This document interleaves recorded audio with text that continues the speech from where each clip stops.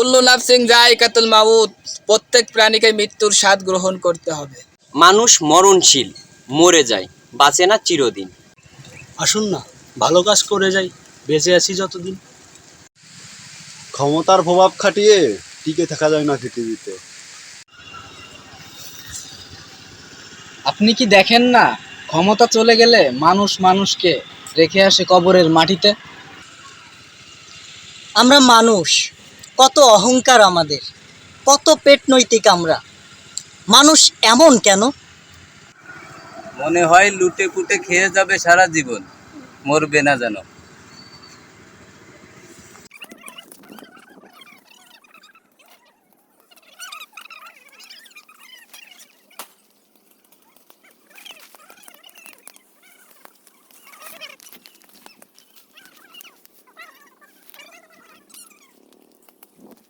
আসসালামু আলাইকুম দর্শক, আশা করছি ভালো আছেন সবাই। আপনারা সবাই জানেন আমরা প্রতি সপ্তাহে একটা দিন সামাজিক কাজের উদ্দেশ্যে রাস্তায় বের হই। তো আমরা আজকে যেখানে কাজে আসছি দেখতে পাচ্ছেন, এটা একটা গোরস্থান। আমরা আজকে গোরস্থানটা পরিষ্কার করার জন্য সবাই মিলে এক জায়গায় হয়েছি। আমাদের সাথে আজকে নতুন একটা মুখ যোগ হয়েছে। অমিত ভাই, আমাদের শ্রদ্ধেয় বড় ভাই। তিনি মুসলিম সম্প্রদায়ের না, হিন্দু সম্প্রদায়ের লোক। তারপরেও তিনি সামাজিক কাজের জন্য আমাদের সাথে গোরস্থানে এসেছেন কাজের জন্য। তিনাকে আমরা ধন্যবাদ জানাচ্ছি। আর আপনাদের কাছে একটা আবেদন করছি যে আপনারা যার যার জায়গা থেকে যার যার এলাকা যদি এভাবে পরিষ্কার রাখার সিদ্ধান্ত নেন, তাহলে আমার মনে হয় আমাদের আশেপাশের যেসব জঙ্গল আছে, বন বাদার আছে, এরকম অপরিষ্কার জায়গা থাকবে না। তাহলে আমাদের চারপাশটা হয়ে উঠবে পরিষ্কার।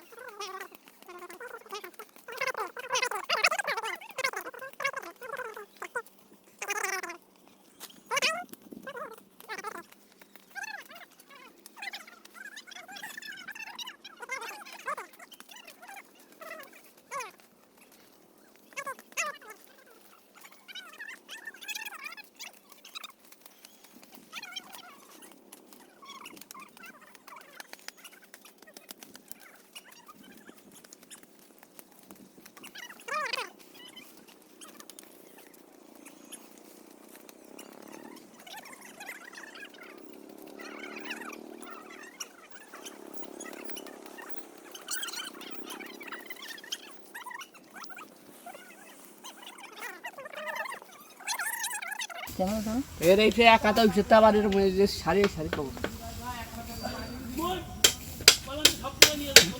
দর্শক, এটা একটা মাশরুম। মানব জাতির প্রত্যেকটা দেহ একদিন কবরের এই মাটিতে মিশে যাবে। মানুষের দেহটা নাই দেখালাম, আপাতত এই মাশরুমটা দেখেন। এটা ওখানেই ছিল একটা কবরের পরে।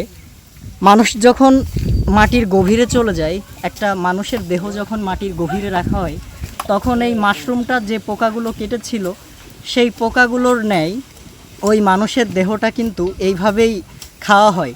পোকারা এখানে পোকারা আসলে কি খাবে? গোরস্থানে পোকারা কি খায়? সাধারণত আমরা যেটা বুঝতে পারি যে মানুষ যখন মাটিতে আমরা রেখে যাই কবর দিয়ে, সেই মানুষের মাংসালো দেহটা খেয়ে ওই পোকারা জীবন ধারণ করে।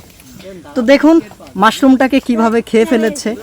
একদিন হয়তো আমাকেও এই মাটির পোকামাকড়ে একইভাবে খাবে এবং আমার হাড়গুলো শুধু পড়ে থাকবে।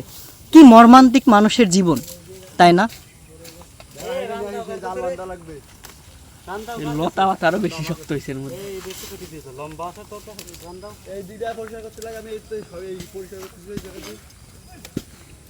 জাল মারে পড়ে গেছে, উঠতে পারবে না।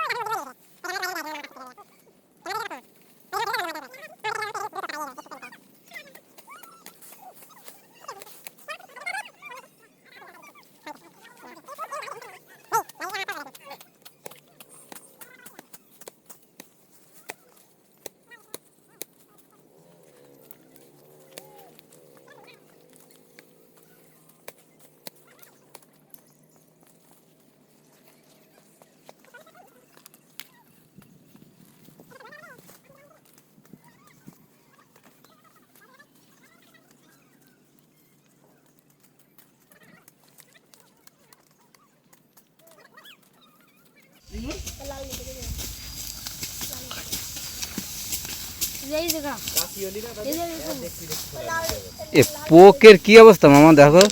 এর ভিতর প্রচুর পোক মামা। ওই যে কালো কালো ওই পোকের নামগুলো কি? আসলে এই পোকের নামগুলা কি কি পোক এগুলো? আপনি কখনো চিন্তাও করতে পারবেন না, আপনাকে যখন কবরে শুয়ে মানুষজন চলে যাবে যার যার কাজে, যার যার মতো সেই ব্যস্ত হয়ে যাবে, তখন এরকম অসংখ্য পোক আপনি চিন্তাও করবেন না। আপনাকে যখন কবরে শুইয়ে দিয়ে মানুষ যার যার কাজে ব্যস্ত হয়ে যাবে, কিন্তু আপনি এই কবরেই পড়ে থাকবেন। আর এরকম অসংখ্য পোক, অসংখ্য প্রজাতির পোকামাকড় আপনার কবরের উপর দিয়ে ঘুরে বেড়াবে। তখন আপনার কাছে কী রকম অনুভূতি লাগতে পারে আপনি কখনো চিন্তা করে দেখেছেন?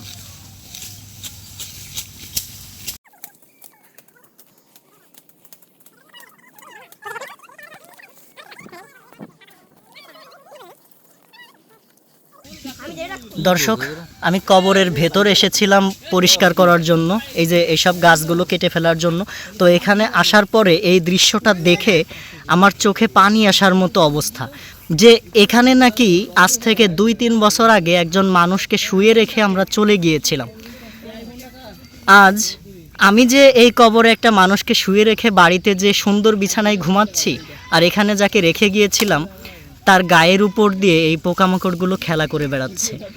বলা যেতে পারে এই পোকামাকড়গুলো এখানে সংসার পেতেছে, কিন্তু এই পোকামাকড়ের তলায় যে মানুষটা শুয়ে আছে তার সংসারটা কোথায় আছে? এসব কথাগুলো বলতে গেলে নিজের অজান্তেই চোখ থেকে পানি গড়িয়ে আসবে। যারা এই দৃশ্যটা দেখছেন তারা একবার চিন্তা করে দেখুন কীরকম দৃশ্য এটা। এই পোকামাকড়ের তলায় যে মানুষটা শুয়ে আছে তার উপরে এই পোকামাকড়গুলো সংসার পেতেছে।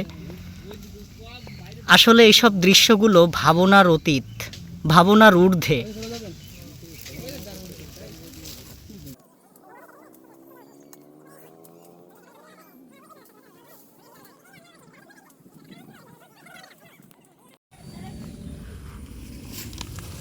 এইটুক কাছি হলি আইসো হলি ভালো আইসো হলি না হি সেকেন্ডে বোঝাতে হবে না।